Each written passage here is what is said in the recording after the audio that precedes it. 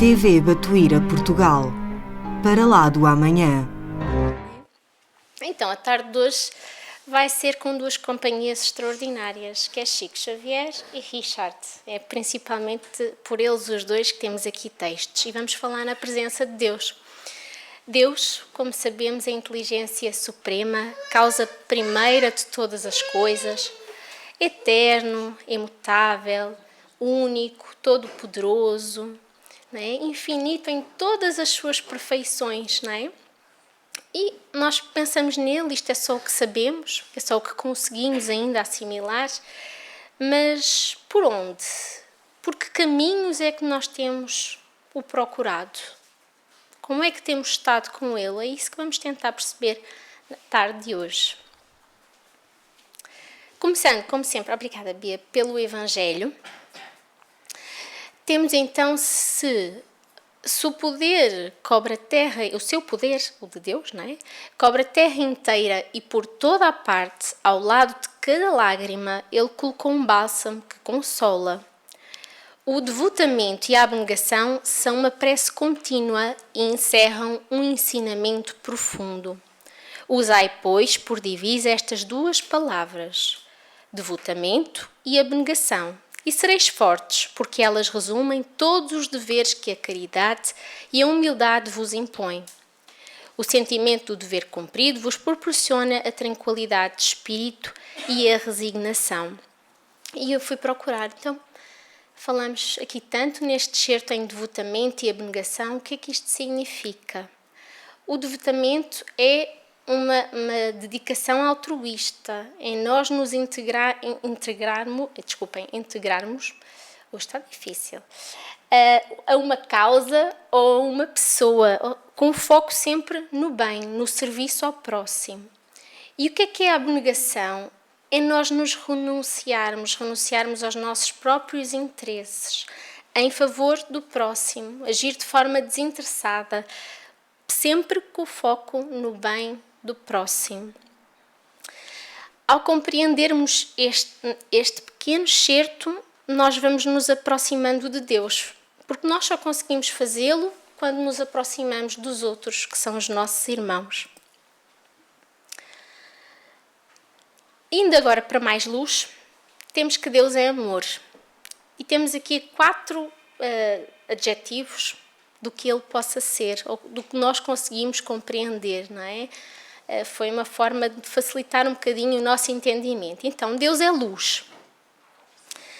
E se Ele é luz, nós, sendo a sua criação, temos o dever de não deixar que o mal se perpetue, e sim valorizar a educação, porque só a educação é que dissolve as sombras, a ignorância das leis divinas. Devemos-nos também abster de qualquer discórdia, de qualquer confusão. Claro que devemos cultivar a verdade, mas sempre que possível devemos preservar a nossa paz em relação aos outros. Por isso, Deus é harmonia. Deus também é bondade.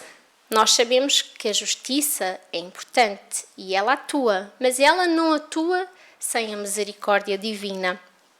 Por isso, o entendimento e a compaixão no nosso dia-a-dia é extremamente importante, porque a lei chama-se de justiça e caridade. Depois, Deus é perdão.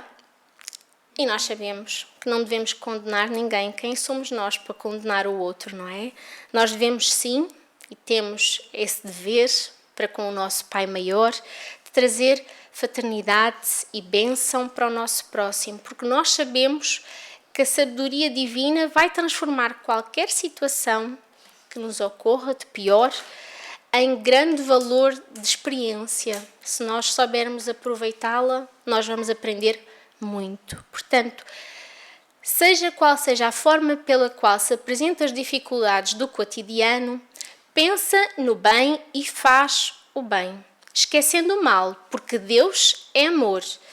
E em tudo quanto disserdes ou fizerdes contra o amor, tentando então subverter e ignorar as leis do universo e da vida, as leis divinas de Deus, Deus, através do tempo, vai nos dizer que esta forma não é verdade, não é? Ele vai nos desmentir. Passando para ideias e ilustrações, temos um texto muito interessante. Então, conta-nos que um velho árabe analfabeto orava com tanto fervor e com tanto carinho, certa noite, que o seu chefe rico, de grande caravana, chamou-o à sua presença para lhe perguntar: por que oras com tamanha fé? Como sabes que Deus existe quando nem ao menos sabes ler? E o fiel vai-lhe responder: grande Senhor, conheço a existência do nosso Pai Celeste pelos sinais dele. Como assim? Ele ficou um bocadinho confuso e o servo humilde explicou-lhe: quando o Senhor recebe uma carta de uma pessoa ausente, como reconhece quem a escreveu? Pela letra. Quando o Senhor recebe uma joia, como é que se informa quanto ao autor dela? Pela marca do ourives. O empregado sorri e diz: e quando houve passos de animais ao redor da tenda, como sabe depois se foi um carneiro, um cavalo ou um boi?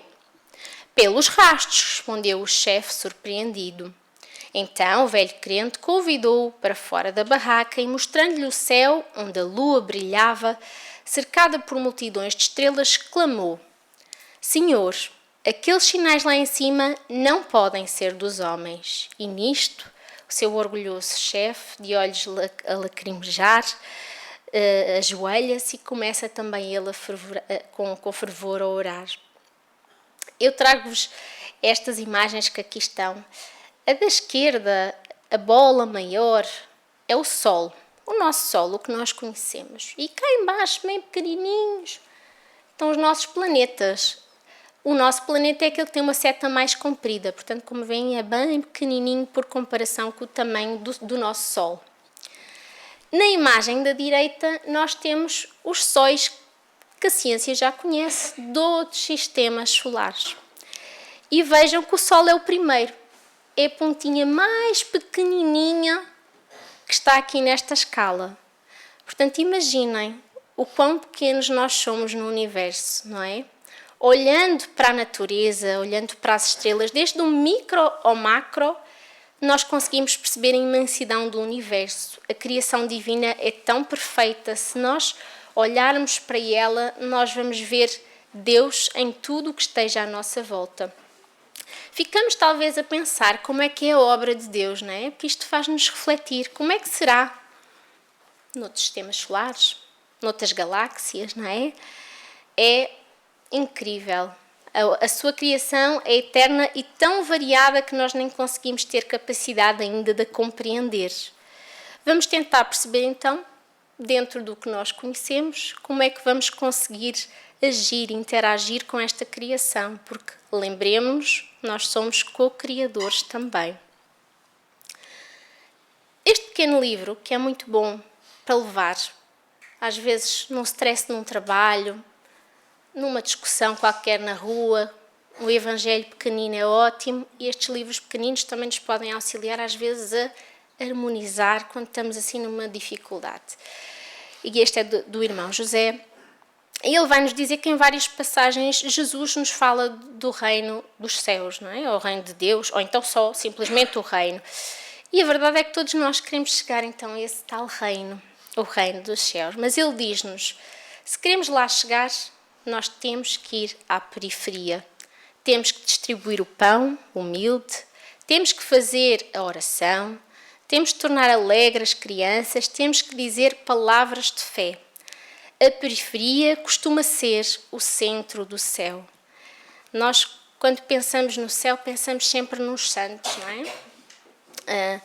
Mas a realidade é que eles são só, salve seja, depois de muito trabalho, espíritos superiores que, com rigorosa disciplina para a sua mente, para o seu sentimento, conseguiram se sobrepor às limitações da matéria. Portanto, eles conseguem sentir a realidade, a presença de Deus em tudo no universo, porque eles estão muito mais, têm muito mais compreensão do que nós temos atualmente, não é? Então, imaginem o que é quando nós, por exemplo, tentamos perceber um bocadinho do que alguns espíritos que estiveram aqui em missão nos escreviam. e percebemos logo nitidamente que eles viviam tão intensamente, eles tinham uma observação tão profunda que eram verdadeiros êxtases celestes, não é? Mas então, certo, vamos dar o pão, vamos fazer oração, alegria e vamos dar palavras belas ao próximo. Fácil, não é? Pois. Vamos pensar naquela pessoa difícil que nós temos bem perto de nós, no trabalho, em casa. Essa já não é tão fácil, não é? Então, veio Richard nos dizer, se Deus colocou essa pessoa no teu caminho, certamente é porque deseja usar-te como instrumento para atenuar o seu resgate ou dar-lhe fim, se já o completou. Richard está a ser simpático, porque às vezes nós não somos só o instrumento, não é?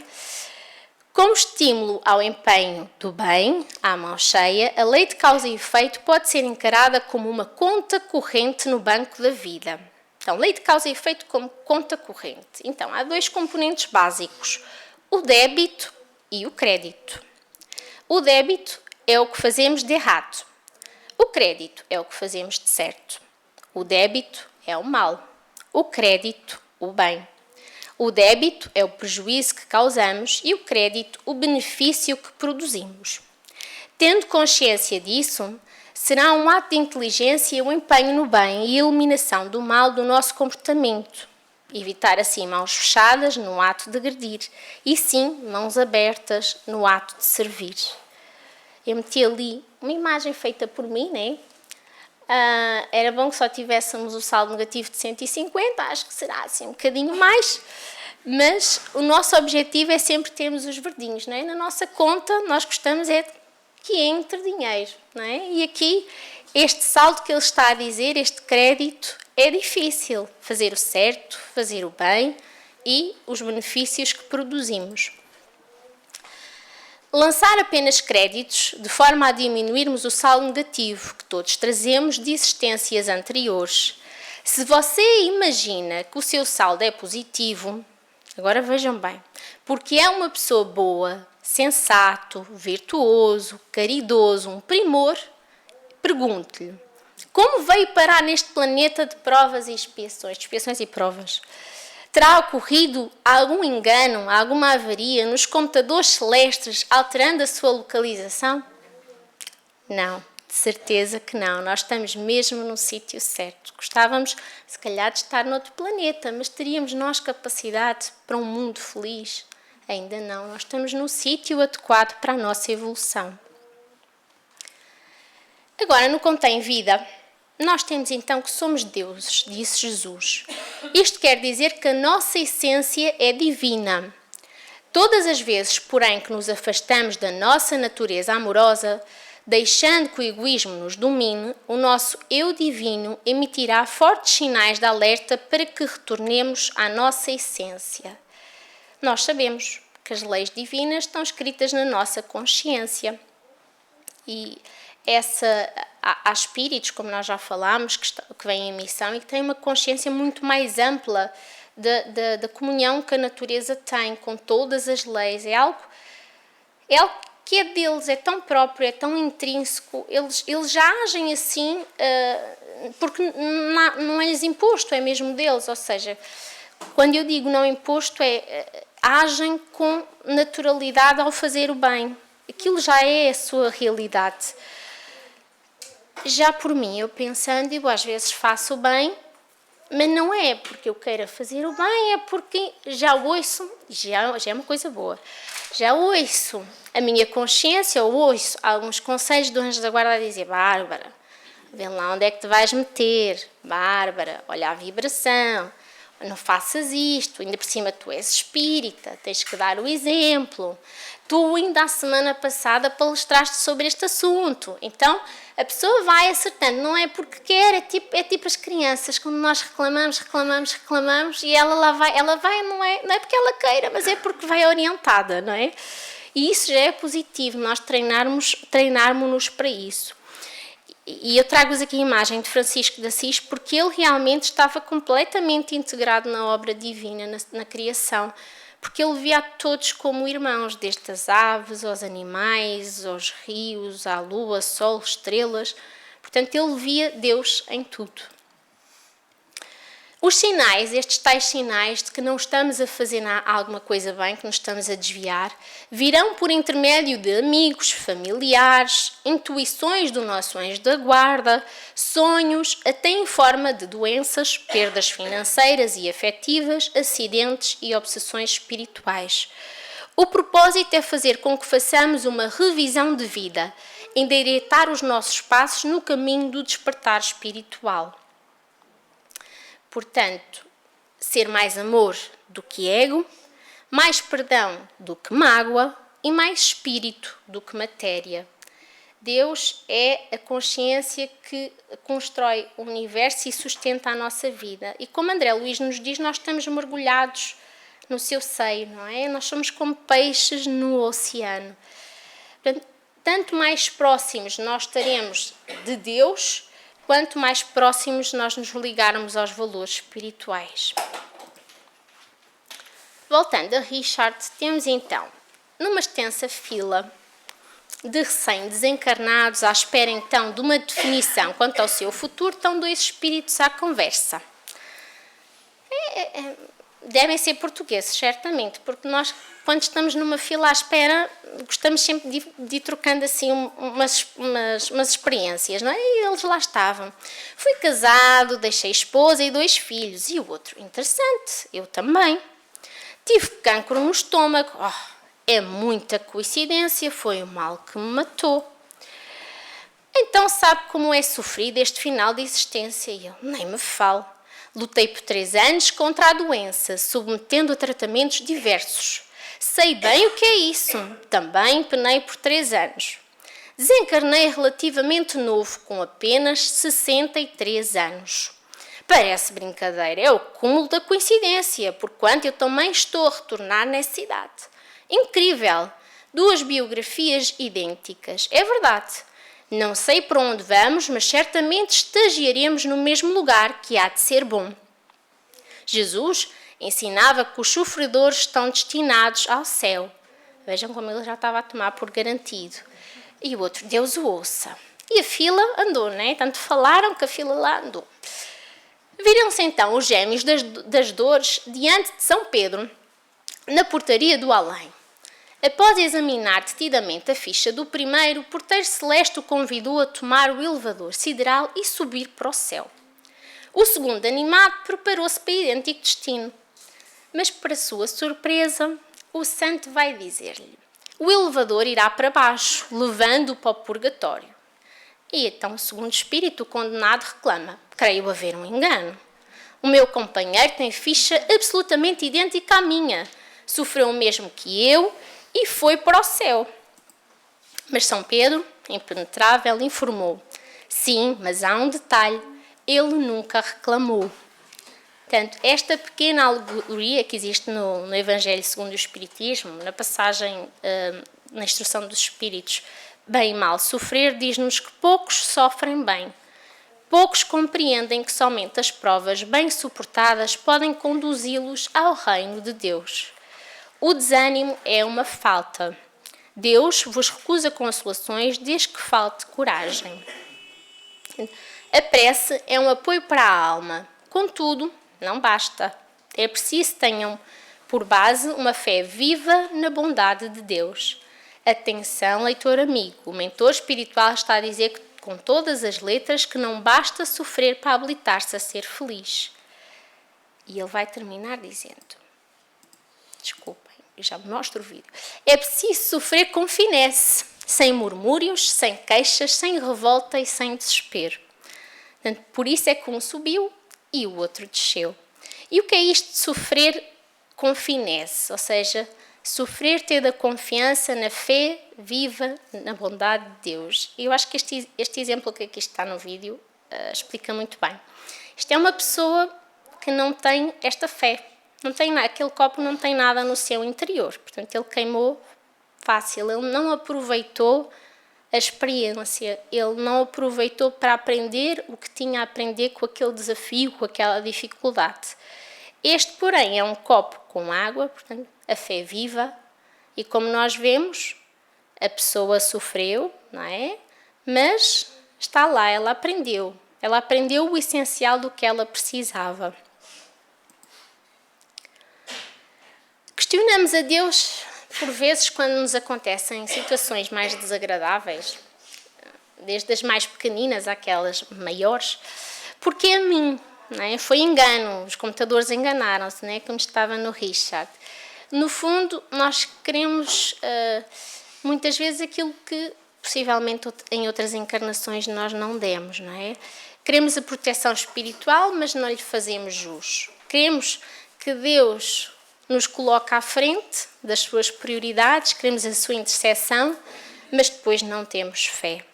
Queremos o socorro que nunca demos a ninguém, a colheita do que não plantamos, a resposta imediata à oração que é esporádica, a deferência com que esperas ser tratado, mas que nunca trataste ninguém. Irmão José chamava-lhe o surdo voluntário.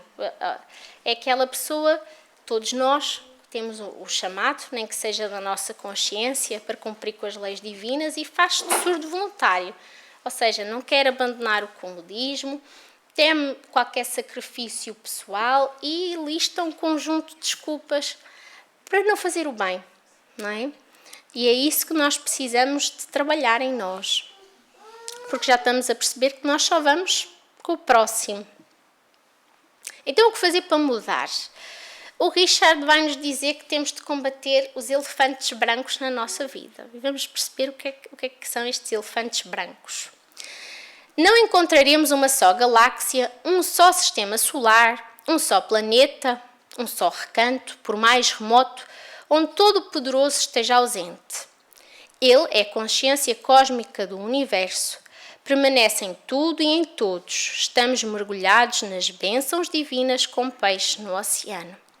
Se nascemos no Brasil, legalmente somos cidadãos brasileiros.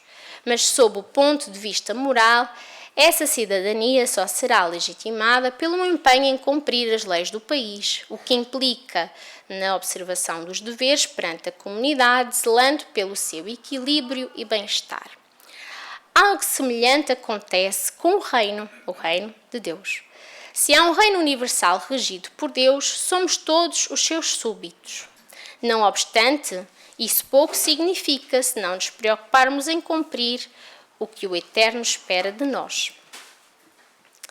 Por isso, então, Jesus disse que o reino de Deus não vem com a aparência visível, nem dirão ei-lo aqui ou ei-lo ali, porque o reino de Deus está dentro de nós.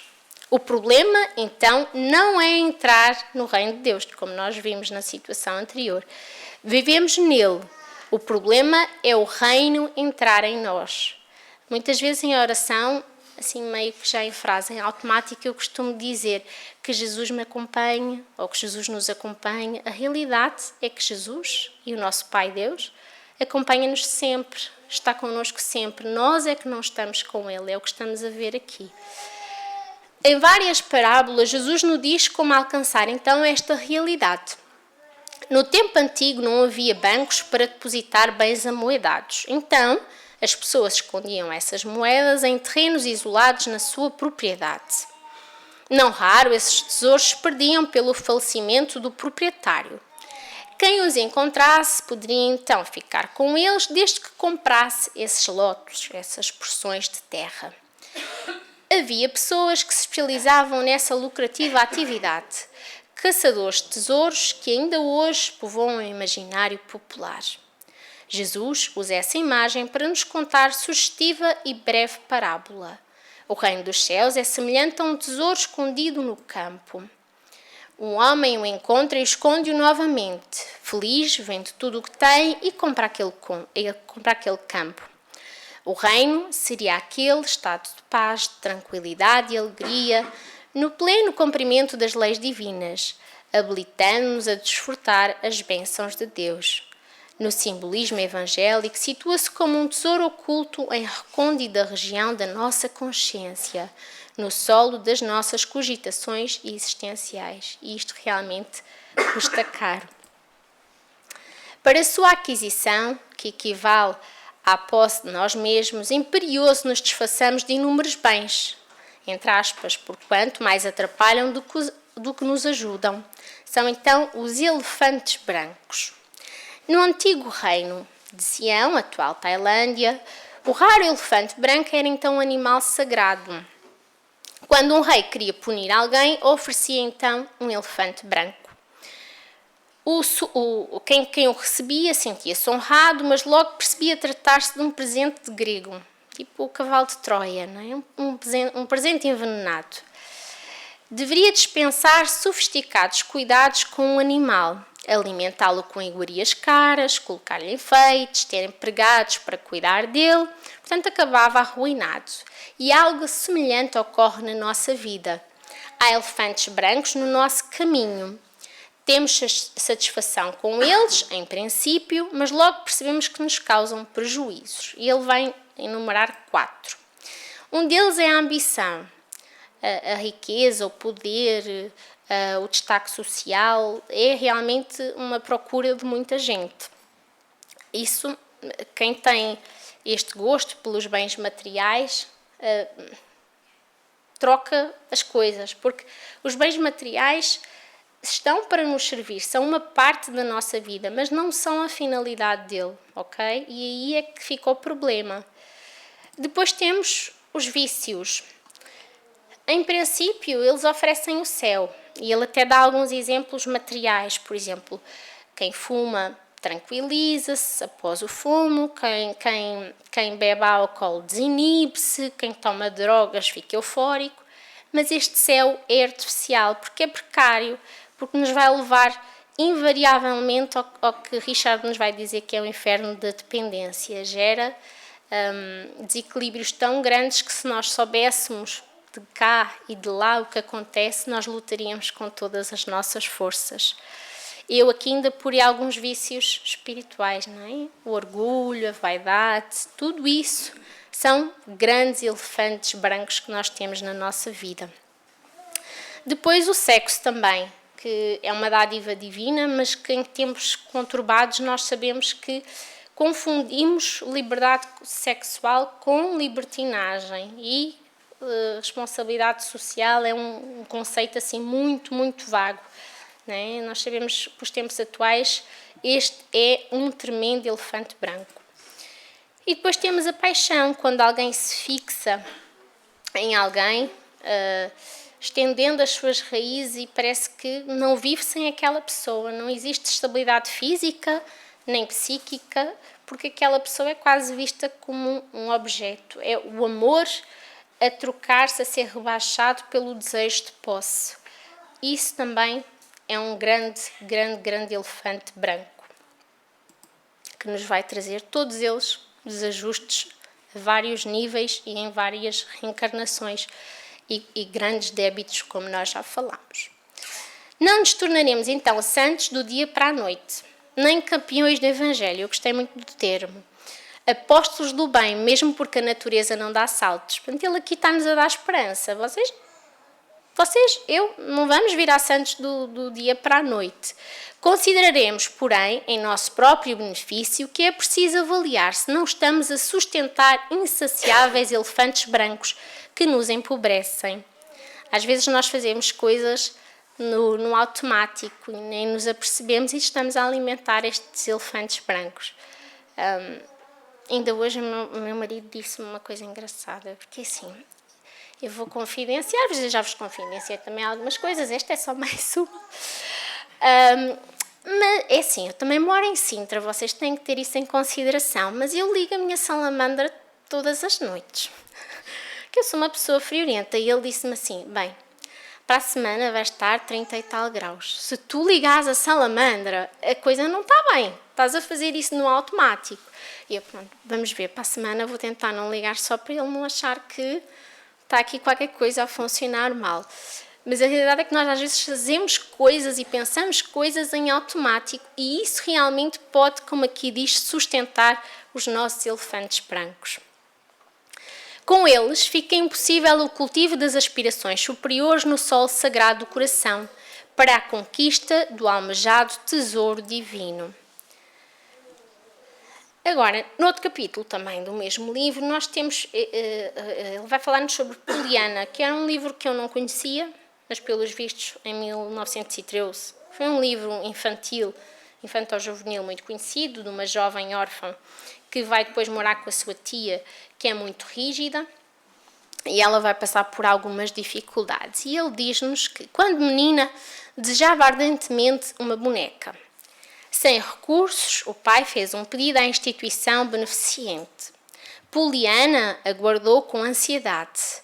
Ao chegar o pacote, às vésperas do Natal, não continha emoção. Imaginem, minha boneca está ali linda, com um vestido lindo, vou fazer-lhe penteados, vou pôr-lhe... Pronto, mesmo coisas de menina, né? Vou pôr-lhe um totozinho, vou tratar da boneca, que aquilo vai ser uma maravilha. Mas ao abrir, grande foi a sua frustração, porquanto, por engano, remeteram-lhe um par de muletas em lugar da sonhada boneca. Imaginem a decepção da Poliana.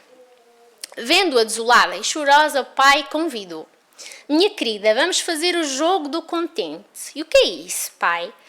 É uma brincadeira para você animar sempre que há algo a aborrecer. Como agora? Sim. Você tem uma boa razão para estar triste. Recebeu um par de muletas no lugar da boneca. Mas há uma razão ainda melhor para ficar feliz. Com um par de muletas? Sim, a felicidade de não precisar de usá-las. Portanto, interessante esse jogo. Se estamos tristes por não termos vários pares de calçado, lembremos-nos dos que não têm pés. Se nos incomoda o uso de óculos, vamos pensar em quem não consegue ver. Se nos aborrece uma avaria no nosso carro, é pensar nas pessoas que não conseguem conduzi-lo, por exemplo. Se não ganhamos tão bem quanto desejaríamos, evoquemos os desempregados. A doutrina espírita propõe um jogo ainda mais consciente do que este. A doutrina espírita vai sempre um bocadinho a mais na responsabilidade. Então, não se trata de buscar consolo em males alheios, mas de compreender que todos os males guardam justa origem. Não houve engano dos poderes que nos governam a remeter o pacote do nosso destino. Portanto, no nosso destino está lá um plano de parcelado para nós pagarmos os nossos débitos kármicos com a justiça. Isto hoje parece um bocadinho aula de financiamento, mas foram os exemplos que ele deu que eu acho que nos ajudam bastante. Ainda Jesus em tua casa, nós temos no capítulo Ver para Crer, quanto à imortalidade do espírito, se queres ver para crer, descerra os olhos da razão e põe-te a refletir. Na criação divina não há nada que desapareça ou que deixe de existir para sempre. Se algo desaparecesse, para onde iria? Nenhum fenómeno físico, por mais patente, se compara ao fenómeno do amor que te induz à renovação íntima do homem velho, fazendo renascer o homem novo. E mais uma vez, trago a astronomia para aqui, um pouquinho. Isto é de um site científico. E vejam como a espiritualidade já nos ensinou muito disto. Nós é que esperamos ver para querer e só depois é que conseguimos perceber como tudo se liga tão bem. Nós é que ainda não tínhamos a capacidade de compreender. Então a ciência sabe que o Sol nos fornece a energia, como ali está, e a luz. A Lua também é muito importante para as nossas estações e para as marés. E Júpiter, por exemplo, protege-nos dos asteroides e dos cometas. E nós sabemos que Júpiter é um planeta muito evoluído. Portanto, vejam que não é só o espírito superior que ajuda o inferior. Não é só nós que somos auxiliados, por exemplo, por um anjo da guarda. É desde o micro ao macro. Se até o planeta Júpiter auxilia o planeta Terra para que não lhe apareçam asteroides, não é? Imaginem, este sistema solar, como ali diz, não é qualquer coisa, é uma família, não é? A criação divina é incrível. As curas físicas realizadas pelo Cristo foram as de menor importância e até hoje prosseguem tendo importância secundária. Esta frase pareceu estranha, mas ela tem aqui a explicação. A ressurreição de Lázaro ocorre para que os que a testemunharam pudessem renascer espiritualmente, mortos que se encontravam há séculos. Dos 10 cegos curados por ele, os 9 que não voltaram para agradecer a bênção recebida, continuaram sem enxergar a luz que tiveram diante dos seus olhos. Portanto, desses 9, mesmo sendo curados e mesmo vendo, eles foram incapazes de enxergar o essencial, que era a mensagem, o Evangelho de Jesus. Agora, o nosso Chico, com 2 histórias no mesmo capítulo que são maravilhosas, como todas as que nos trazem, e graças a Deus ainda são muitas, porque Chico é aquela pessoa que nos traz um conforto, um carinho, né? Então temos Chico e Valdo, que estavam a trabalhar em associações públicas, e depois disso eles costumavam dactilografar textos ditados por entidades espirituais, por benfeitores. E eles tinham ainda muito trabalho pela frente, não é? Porque eles tinham muitos livros para trabalhar. E numa dessas jornadas noturnas, um besouro caiu sobre a máquina do companheiro de Chico. Valdo atirou o inseto com força na parede. Eles estavam com pressa, tinham muito trabalho a fazer. Não era um besouro que ia ali chateá-los. O bicho voou e tornou a cair sobre a sua mesa. Também era um besouro teimoso, não é? E Valdo arremessou novamente com violência contra o chão. Mais uma vez ele levantou voo. Terceira.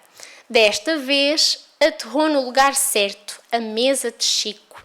Com cuidado, o companheiro de Valdo pegou no inseto, abriu a janela e soltou-o lá fora enquanto comentava: Besouro, se você não conseguiu desencarnar de Valdo, é porque você, como eu, tem uma missão a cumprir no mundo. Vá com Deus. Imaginem, a terceira não foi, ele vá com Deus. E o Valdo olhou torto para ele, porque achava que lá está ele a ser sentimental. Ainda me lembro da situação aqui das formigas que ele teve. Então evitou fazer comentários, pois soube como o parceiro tinha cuidado das formigas no seu quintal. E vejam bem, à noite vem um batalhão de formigas que avançava sob a horta e devorava verduras e legumes plantados para as sopas dos pobres. Os amigos já tinham providenciado o veneno quando Chico tentou um último recurso, 2 dedos de prosa. Ora lá vai ele à horta para ter uma conversinha com as formigas. Ele se debruçou sobre o formigueiro e começou então a conversar. Vocês precisam de ser mais piedosas, mais humanas. Estão a faltar com a caridade ao seu semelhante. Estão a tirar o alimento quem precisa e não há justificativa para tal procedimento. Então, um pai a dar um raspanete quase ao filho, não é? Só que aqui era às formigas. Então, ela usou estes argumentos todos, os possíveis, mas fez ainda outra coisa extraordinária, que é vai lhe dar uma alternativa. Ao lado desta modesta horta, e apontou, tem um enorme terreno onde estão plantadas as mais variadas granídeas. Uma grande mata que a natureza colocou à disposição de todos. Mudem-se e deixem-nos em paz. Caso contrário, se isso não ocorrer dentro de 3 dias, tomarei energéticas providências. Ainda deu um prazo. Este discurso estava muito bem feito. E vão ver que o resultado é incrível. No dia seguinte, sobrou apenas uma formiga e era a subversiva segundo o Chico Xavier. Vejam o quão extraordinário é Chico. E vejam mais uma vez, mais um espírito em grande missão que nos vem mostrar que qualquer ser e em qualquer lado, em qualquer momento, se pode ver a criação divina. Nós, aqui, nestes 2 últimos slides que nós temos, eu queria que nós tentássemos pôr cada vez um pouquinho mais de Deus nas nossas vidas. O caminho para o bem pode ser feito de várias maneiras, mas é muito importante nós percebermos em que ponto do caminho nós estamos. E há muitas questões que podem ser formuladas, como podem ver. Eu vou ler todas, vocês olhem para elas com carinho e escolham uma, como a nossa colega Nádia diz, para TPC. Vai ser o TPC desta semana. pensar nesta frase no final do dia, refletir sobre ela ao longo desta semana, todos os dias, e percebermos em que parte estamos, em que caminho estamos para nos aproximarmos do nosso Pai. Ou seja, para nos aproximarmos dos outros através do caminho do bem. Então, quantas horas por dia dedicamos à participação em obras assistenciais? Quantas vezes por semana estivemos em oração, não para receber, mas para oferecer algo ou agradecer? Não pedir, é oferecer ou agradecer. Quais os recursos que estamos a mobilizar para ajudar a combater a miséria e o infortúnio? Seja ele espiritual, seja ele material. Quantas vezes nos temos calado diante das ofensas alheias? Quantas vezes temos perdoado os que nos criticam? Quantas vezes temos disciplinado a língua, evitando a maledicência? Quantas vezes temos feito enfermos e necessitados, atendendo às suas necessidades imediatas, levando-lhe consolo e esperança? O que temos feito para edificar o bem no mundo? E qual o nosso empenho por eliminar o mal em nós? Escolham uma com carinho e levem para a vossa semana. Por fim, para nós resumirmos, eu trago só os tópicos do que nós falamos. Por mais difícil que seja a situação, devemos tentar fazer o tal jogo do contente que nós ouvimos, encontrar sempre algo positivo em qualquer situação, compreender que aquilo é uma mensagem de Deus para nos auxiliar e aprender com essa situação, não é? Orar sinceramente e com fé, agradecendo. Depois, nada é o acaso na nossa vida, nem pessoas, nem ocorrências, porque Deus é justo e bom. E isso é algo que eu sempre penso. Quando acontece alguma coisa que eu não gosto, que eu torço o nariz, eu penso, Deus é justo e bom. Portanto, isto tem sempre uma razão de ser. Depois, paciência para com todos, não é? E tentar encontrar soluções para o bem, como vimos com o besouro, a paciência, e com as formigas, uma solução para o bem. Depois, orar, encontrar Deus em todos os instantes, em todos os locais, em todos os seres. É importante também fazermos uma revisão da vida para combater aqueles elefantes brancos que nós já vimos. A cobiça, a maldade, o ressentimento, o orgulho, o egoísmo, a maledicência. É nós escolhermos. Temos certamente alguma coisa para trabalhar, senão não estaríamos aqui. Temos também que fazer a nossa parte. Já percebemos que não basta baixar os braços, não podemos negar também os desígnios de Deus, mas também não temos que ficar parados. Temos que atuar, não é? Como o Richard nos disse, se vem uma dificuldade, ele disse, fazemos à finesse, não é? Portanto, é isso também que temos que ficar. E, por fim, temos que checar no nosso final do dia o saldo da conta corrente no Banco da Vida. Pode ser com aquelas questões que vos apresentei há pouco ou com outras. Queria-vos agradecer, muito obrigada e espero que esta mensagem fique nos vossos corações. Muita paz.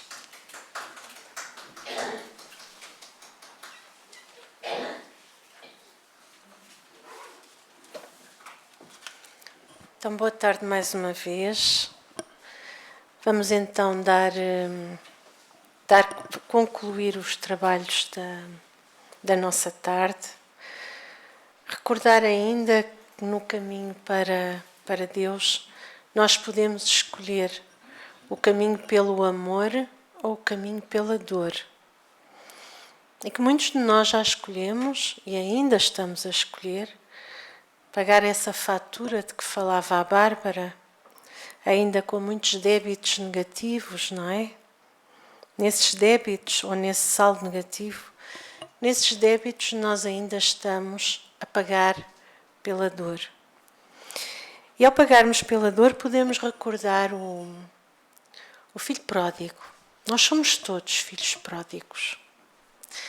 E estamos todos a tempo de nos arrependermos dos nossos equívocos e caminhar para Deus. Mas ainda podemos fazer melhor, porque arrepender não chega. Nós temos que nos colocar em ação. Nunca é só pela prece que nós nos redimimos.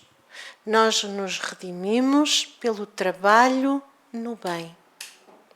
E é por isso que esta casa tem tarefas no bem. Todos aqueles que aqui estão envolvidos sabem que um aspecto dos mais importantes para ultrapassarem as suas dificuldades é trabalhar em benefício do nosso irmão do caminho. Não nos esqueçamos que Jesus nos disse: tudo aquilo que tiverdes a fazer a um pequenino, estamos a fazê-lo a ele. Então, caminhar para Deus vai nos exigir que nos redimamos dentro de nós, mas façamos mais do que isso, mais do que uma prece. Temos que trabalhar não só para nós, como para todos aqueles que estão ao nosso redor. Pode ser como a prece também. O que é que faz o trabalho? Tenho mais um minuto. O que é que faz o trabalho? O trabalho muitas vezes vai fazer com que as nossas dificuldades, as nossas contas, quando chega a hora de pagar, elas vêm mais aliviadas. E pode-nos acontecer aquilo que nós chamamos uma grande desgraça. Mas não é. Já é pequena, porque nós já deixamos a outra paga pelo amor. Nós ainda hoje podemos pagar pelo amor. Tudo? Não, mas uma parte.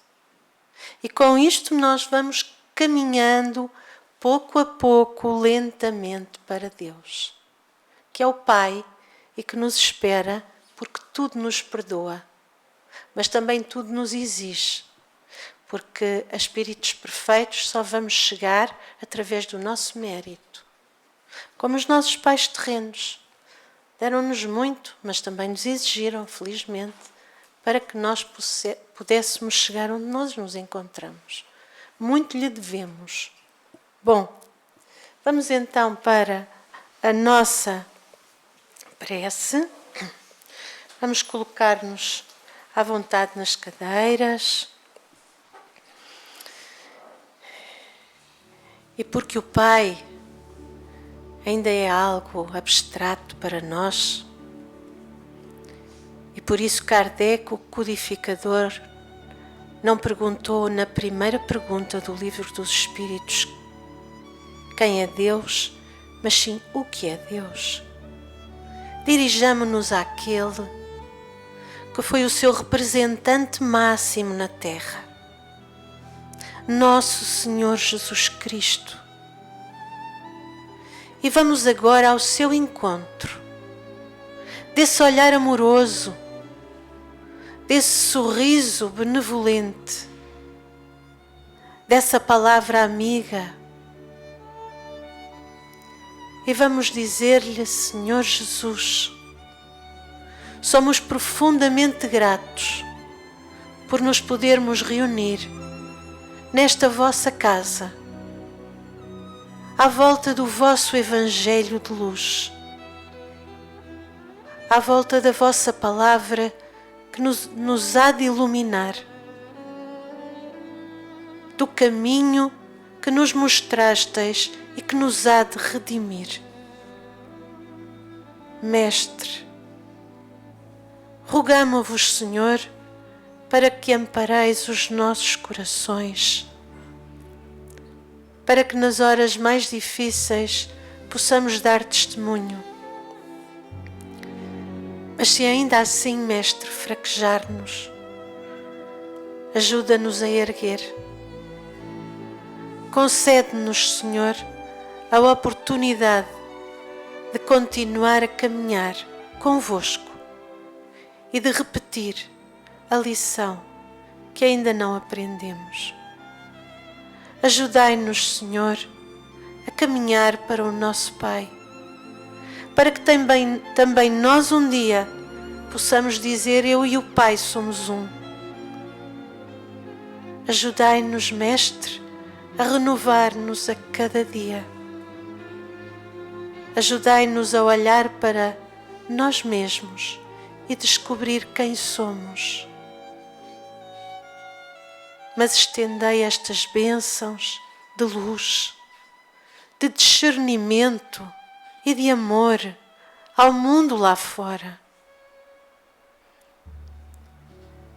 Possa cada homem encarnado e cada espírito desencarnado ser abençoado com o vosso amor, aprender a força do perdão, aprender a alegria do amor e aprender acima de tudo que espíritos que somos, imortais, caminhamos inexoravelmente para o Pai. Ajuda-nos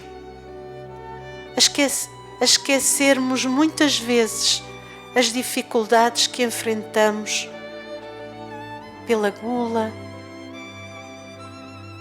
pelo egoísmo e por tantos outros vícios que ainda vivemos na matéria. E ensina-nos, Senhor, a procurar o caminho e as veredas que nos levam a vós. Abençoai-nos e sede conosco, hoje, agora e para todo o sempre. E que assim seja, graças a Deus. TV Batuíra Portugal. Para lá do amanhã.